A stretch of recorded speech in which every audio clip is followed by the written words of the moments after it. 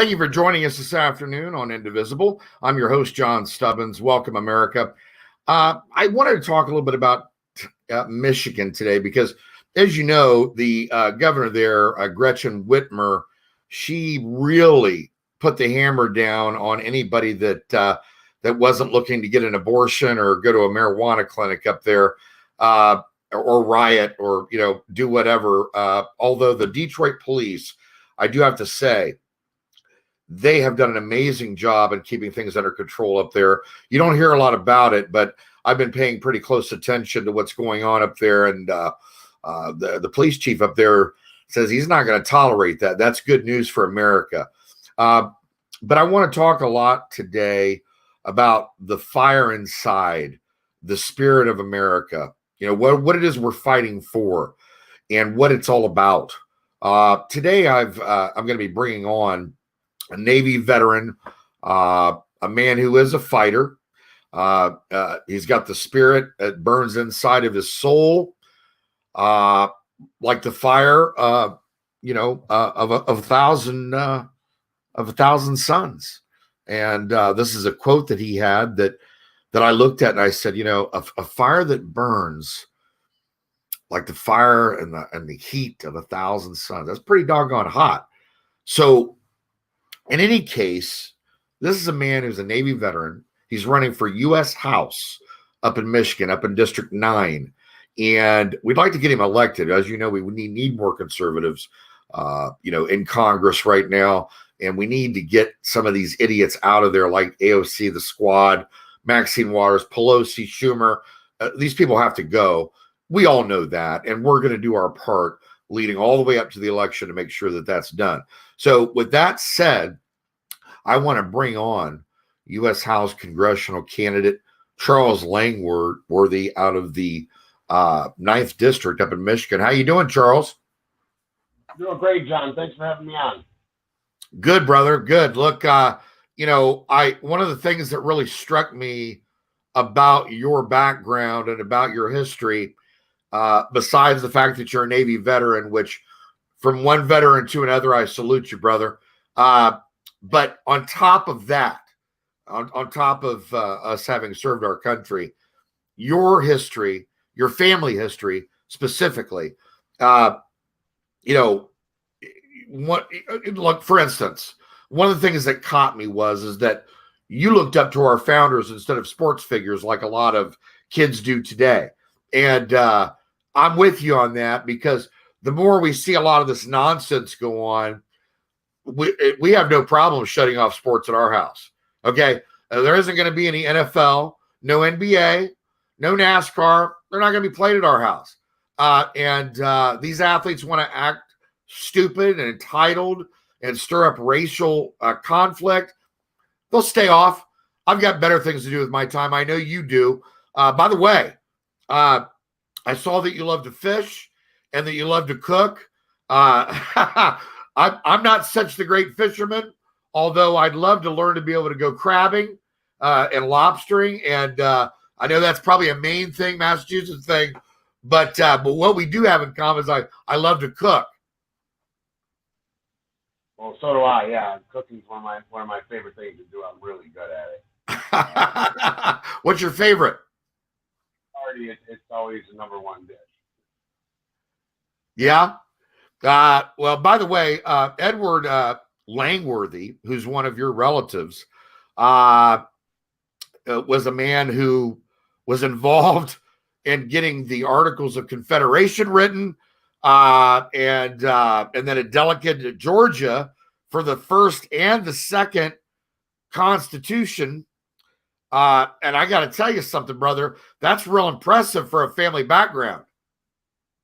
Yeah. I think it's just generational. My grandfather would, he looked up to our founding fathers. So did my dad. And, liberty means a lot to me. And I want to be a free man. That freedom is just inside me it won't ever stop. I've been that way my whole life. And sometimes it gets you into a little bit of trouble, but hey, you live and you learn and you move on and You just let that liberty and freedom just keep boiling up. And what we're facing today is just complete and utter insanity and the opposite of what this nation was founded upon. We're having government involved in every aspect of our lives. We've turned into a nanny state. We're facing a full-fledged communist takeover right now here in the United States of America, and it's something that I will not let happen as long as I'm alive. That's right. That's right. And I'm with you, brother, on that. Not going to happen. Okay? No. Not going to happen. There's a place where we patriots draw a line in the sand, and we're right up to that line, buddy. They keep pushing it, don't they? They do. You know, I know that another thing that we had in common, just reading up on you, we'll both stop at nothing to restore this republic, as we just said. What are you seeing on the ground up there in Michigan? What are you hearing from your constituents? What are their main concerns right now? Corruption. The corruption is just astronomical. These self-serving politicians have been just screwing over the people for so long. People are scared. They're angry. They feel betrayed by everyone in office. You know, I mean, local level, state level, and federal level. They all throw us and our needs to the wayside to enrich themselves and gain more power and more strength for themselves. And they don't give a rat's rear end about any of us. All they care about is their own needs.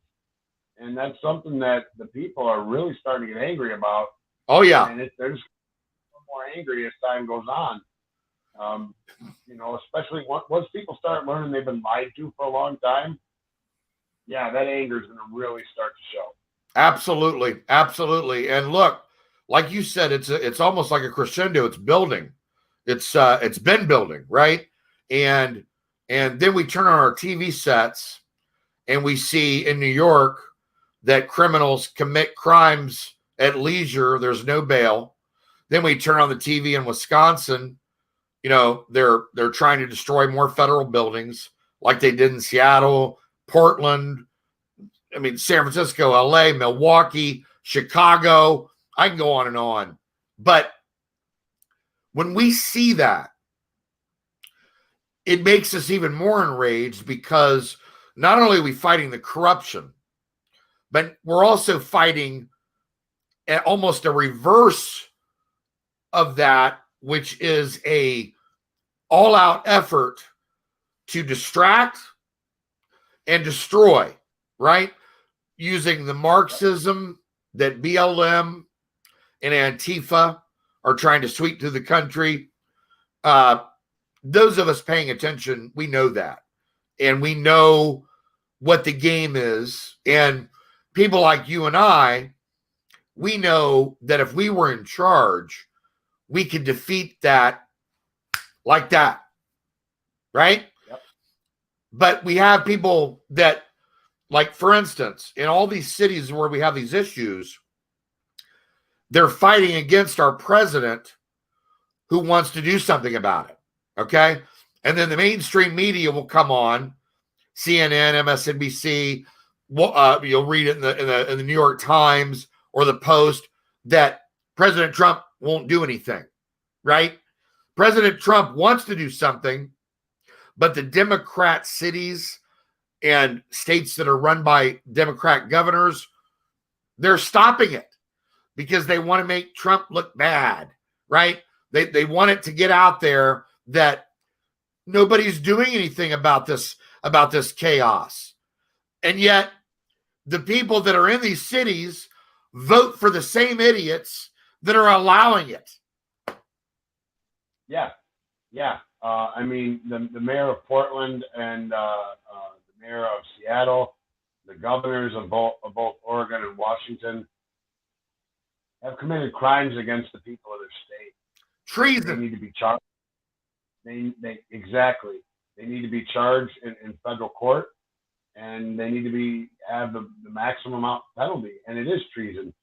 Yes. To this type of division, subversion, and hatred against Insurrection. their own.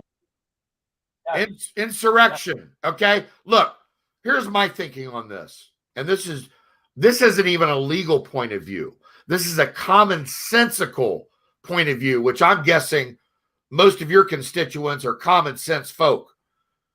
But common sense tells you, without even getting a lawyer involved, that trying to institute Marxism using black racism as a mechanism, and now you're going to say, okay, white racism in the civil rights era, that was bad. That was against the law, right? We did a whole civil rights bill to stop all that nonsense, and our society slowly started to change, and we got past that. We got past slavery, and we got past discrimination. That's why Oprah Winfrey and LeBron James and Denzel Washington are able to thrive, because there is no more systemic racism. It doesn't exist. So they've used this mechanism, this vehicle, if you will, to drive Marxism, utilizing the people like Soros, the Chinese Communist Party, this Maoist Marxist movement that they call BLM, that people just write checks to. They didn't even do any research to find out who the leaders were, what they stood for, who they're connected with. It's insanity. It's insurrection. It's treason against the United States. Yes, it is. And sorry. No, there actually is a little bit of systemic racism, and that is only perpetrated by the Democrat Party, because the Democrat Party wants to keep black folks down.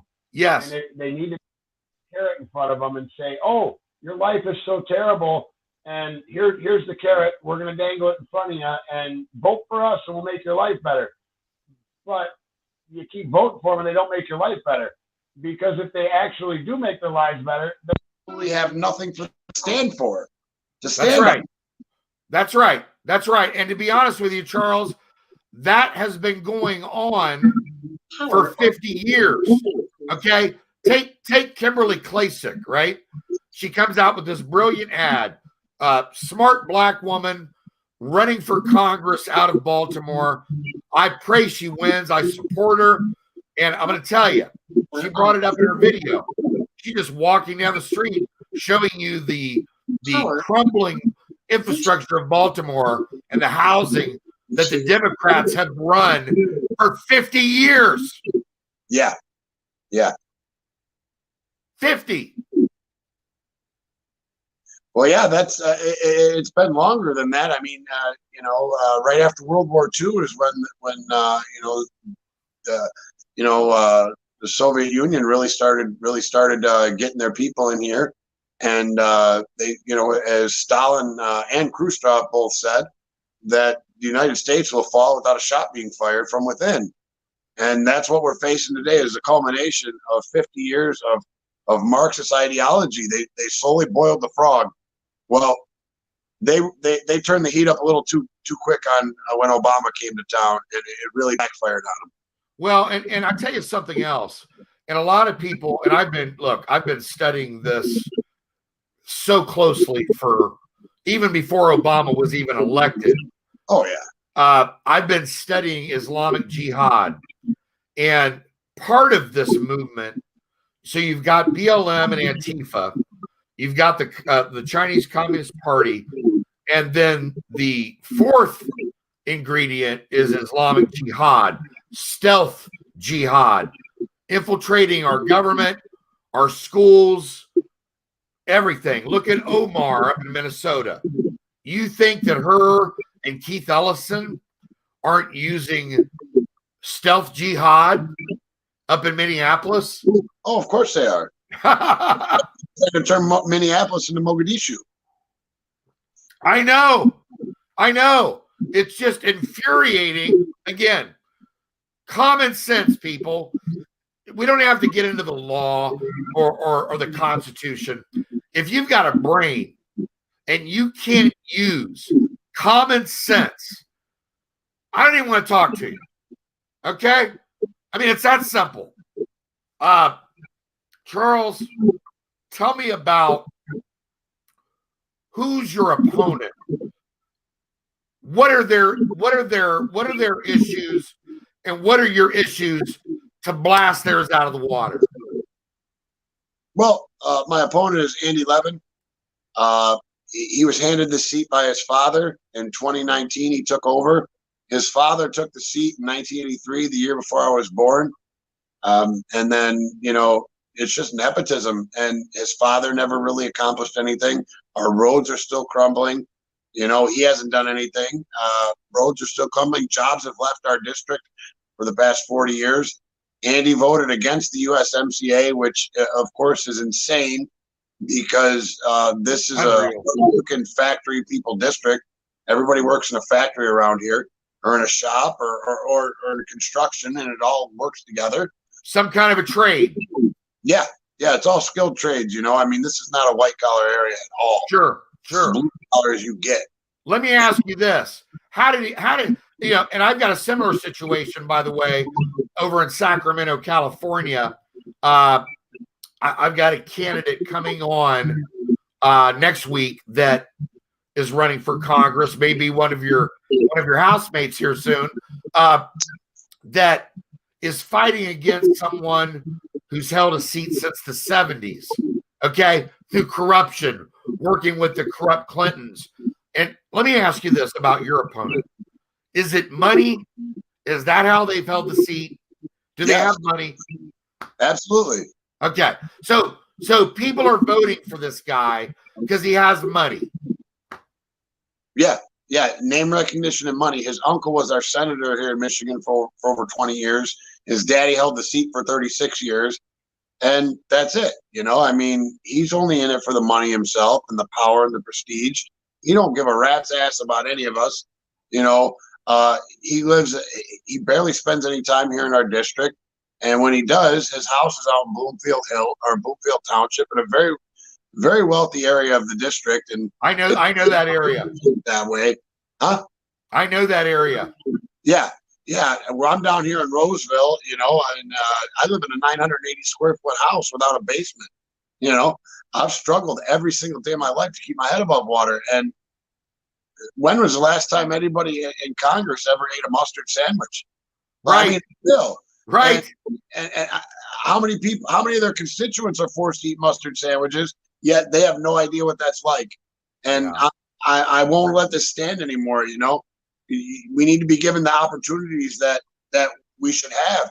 We should be able to climb that ladder. But no, these crooked politicians have kicked the ladder out from underneath us. And they're standing on top, and they're just like laughing at us. And it's a joke to them.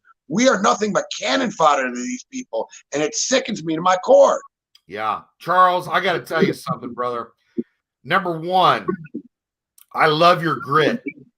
Number one, okay? And I'm going to tell you something. I don't know Roseville, but I'm going to tell you right now.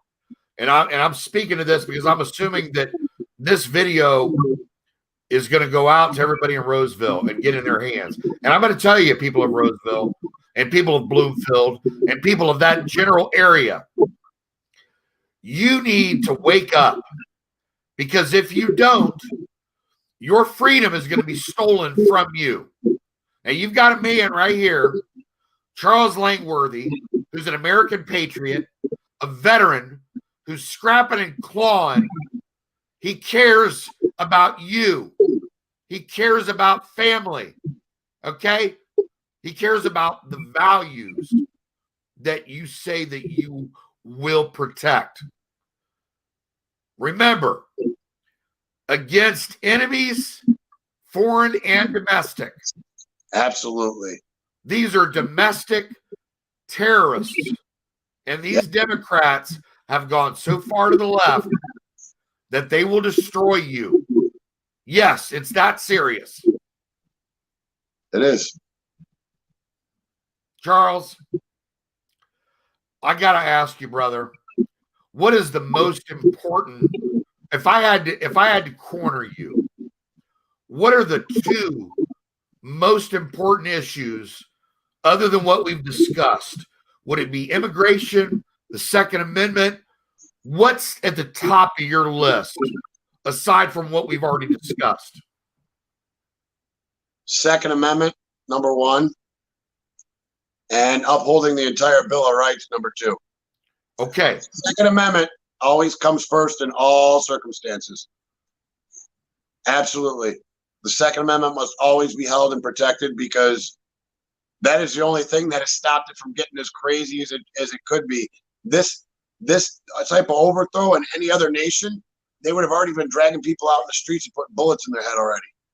It's the only thing that stopped it from getting to that point. Yeah. And the fact that we don't want to live like that, right? Like savages. Right. Did you ever see the documentary back in December called No Safe Spaces? I saw bits and pieces of it with Adam and Dennis Prager. Yes, Carolla and Prager narrated it and interviewed in it. My friend Mark Joseph produced it. And it's interesting because free speech, especially, you know about the indoctrination, obviously, in our schools now. It's not just college campuses anymore. Now it's at the elementary school level. They brought in this book written by someone who hates white people. It's a white woman, by the way, who is part of this BLM Marxist movement. And she wrote a book called White Fragility. Yeah, I heard about that. And they're putting that book into schools. And not only put it in there, but they're not telling parents about it. And then on top of that, like out in Los Angeles, I saw it was like a couple of days ago. They're supposedly making it so that parents have to sign an agreement stating that they won't look over their children when they're on their laptops doing work for school from home. And the reason they're doing that, I found out, was because BLM is helping the schools make the rules out there. Okay? That's what's coming to Wisconsin, Ohio, Michigan, Pennsylvania, Tennessee, Colorado, Arizona, Texas, Florida, North Carolina. That's what they're bringing. Yes, it is. Down to our elementary schools. I'm disturbed. I know. Why does it have to be identity politics? This is just out of control. Why? I mean, it's the tool of the devil to purposely divide us, divide and conquer. If you have us fighting amongst each other, they can come in and do whatever they want to us. You know, anything to prevent that unity between the American people, and they'll stop at nothing. And I mean, I literally mean nothing, and they're proving it. You know, especially our governor here in the state. She will stop at nothing to destroy the state's economy. We still do not have gyms or bowling alleys, and multiple other types of businesses are not open yet, but the casinos are open. Sure, of course. I bet the pot shops are open. Yeah. Yeah. They're all open the whole time. Yeah, of course. Yeah. But they fight against churches being open, right? Right. Okay, look, I know all about that governor. She really makes my blood boil. Oh, yeah. Okay, and she's an idiot. I mean, she's an utter idiot. And by the way, she was one of the voices that were fighting against I can't even talk about. You know what I'm talking about? Hydrochloroquine. Excuse me. Couldn't talk today.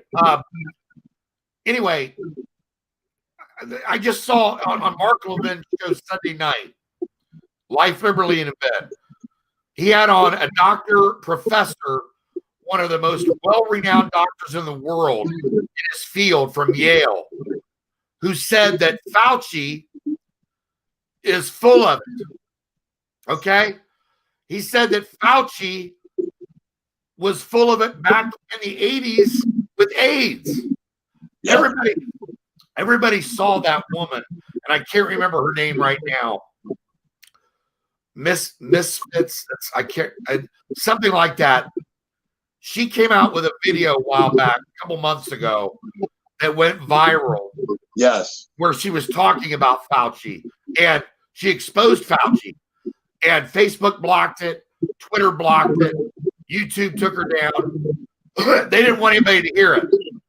But the CDC confirms that hydroxychloroquine is fine.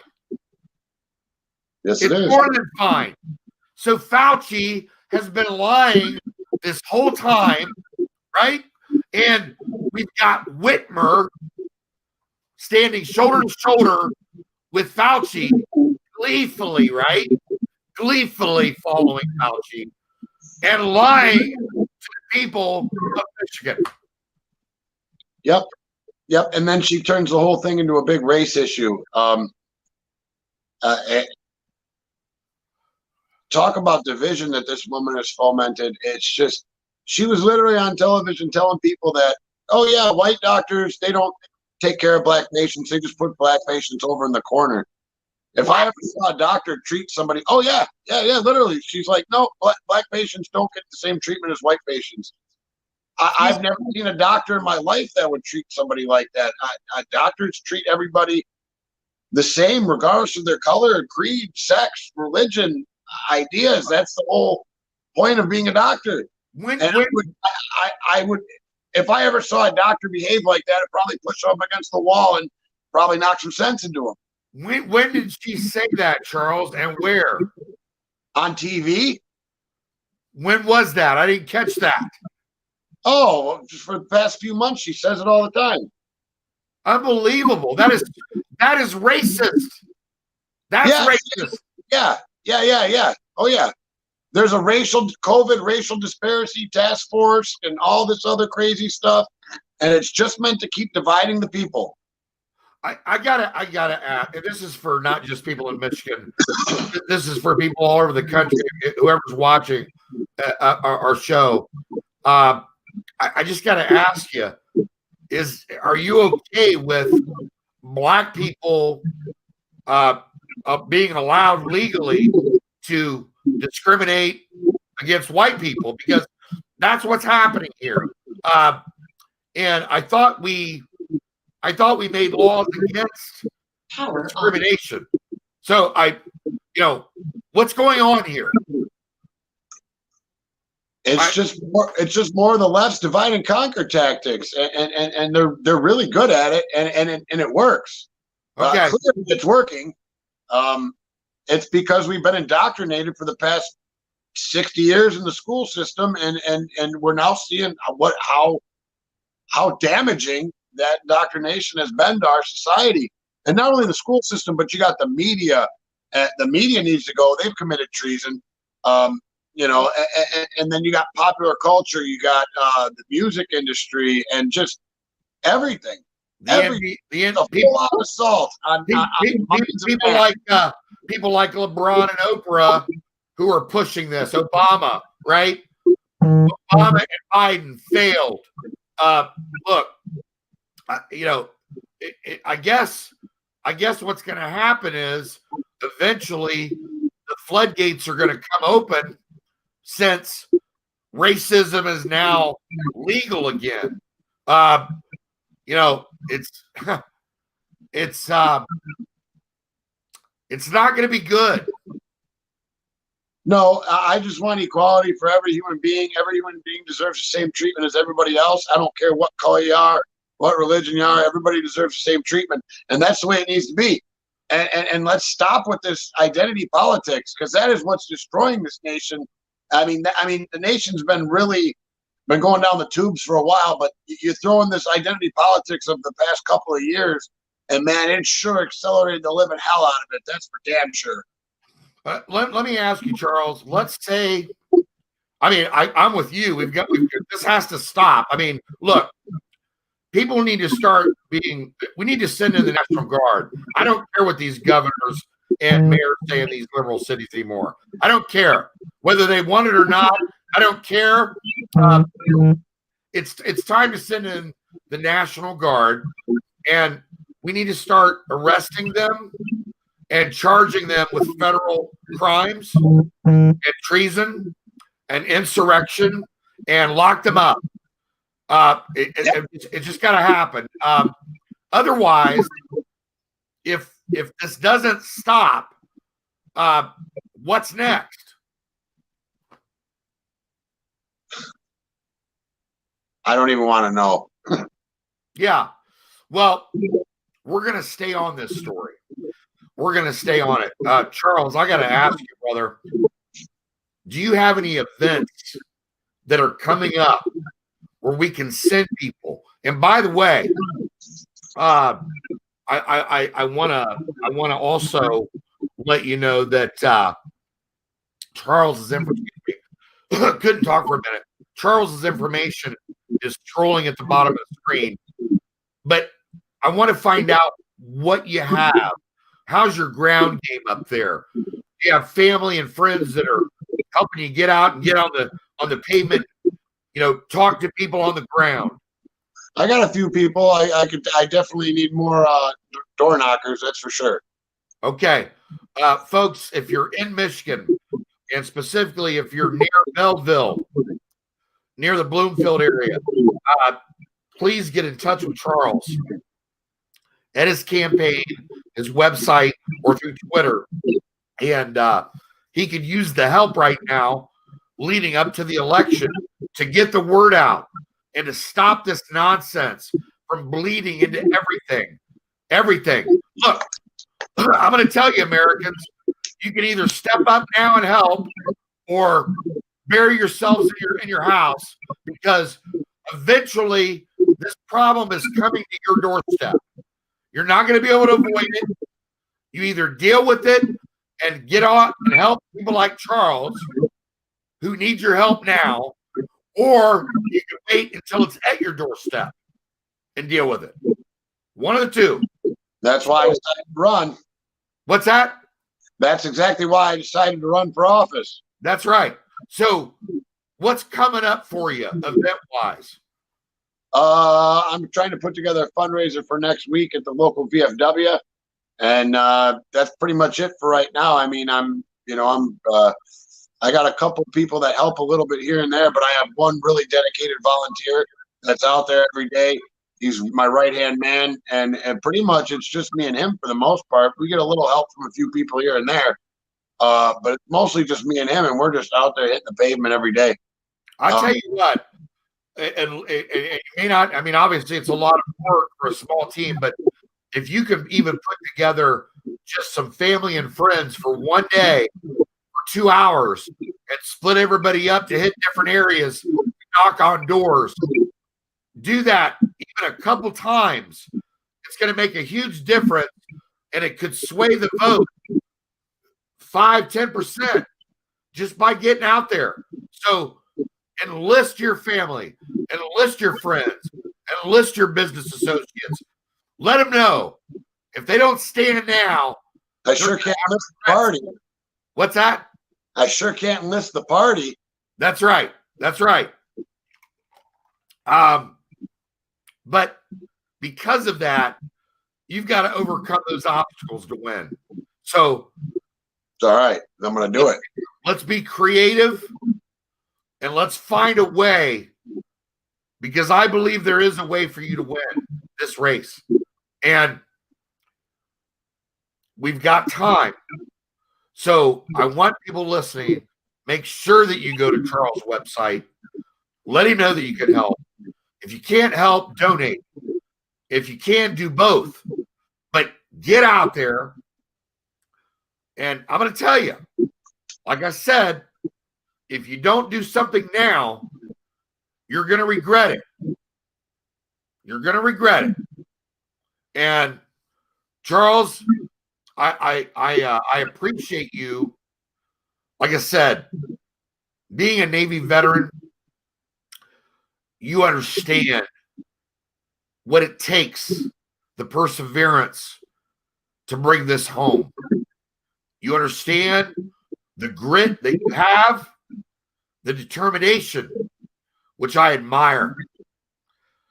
You've got to do everything in your power to get out there and win this race. Absolutely. I'm never going to stop. I will never stop fighting for this country. Never. Never. Look, and I know that you are fighting against abortion. I know that you are fighting against illegal immigration and sanctuary cities and corruption, and we need to put obviously a close eye on monetary policy. But I'm sure that you're thrilled with how President Trump has delivered, how he's rebuilt our military. Yes, absolutely. He's fighting. Imagine the fight you're in, and think about, like Biden. I'll give you an example. Biden just had 600 volunteer lawyers sign on to fight the election results. And we haven't even had the election. No, they're running to lose. They're preparing for their 80 million ballot send in the mail scam, right? Well, honestly, in my opinion, they're running to lose so that they can challenge the election and just create more chaos. That's why they picked Kamala, so that they could lose. Yeah. Look, you never wonder again. You've got common sense. I've got common sense. We use our noodle. What these people are thinking, why they're thinking it, I'll never understand. They're insane. They're out of their mind. But I wish you the very best in your campaign, Charles. And I hope that you'll update us. Let us know how it's going. Let us know if you've got events upcoming so that we can get the information out there and help you win your race, brother. Thank you. Much appreciated. Thank you very much for having me on, John. I really appreciate it. Keep up the good fight. It's going to take patriots like you and me and all of us patriots to come together right now and instill the values of our founding fathers back into this nation. Yeah. Because if we do not do this now, we have some serious dark times ahead of us. And either way, we're still going to come out on top. But I prefer to not get that dark. I'd prefer it to, be a little bit smoother. But whatever's going to be is going to be. I'm never going to stop fighting, no matter what. Yeah, as long as I see that I'm fighting. Yeah, they're starting to bring this nonsense into our suburbs now. So I saw last night that there was one of the peaceful protesters that he went into a car dealership and was getting ready to burn the cars down, like you see on the news every day, and he got shot in the head. And I don't think these people realize that when you start coming to people's homes, they feel threatened, and they're going to protect their family. And so, like you said, I'd rather have it be smooth. I prefer peace, not violence. But we're not gonna take this. So, God bless you, brother. Again, let us know. I want to know exactly how the race is shaping up, how your ground game looks, what you're doing. If you have any special events, make sure you guys go to Charles's website running below. And thank you, everybody, for watching Indivisible with John Stubbins. We'll see you on Friday. Thank you. God bless you. God bless America. God bless America, brother. Thank you.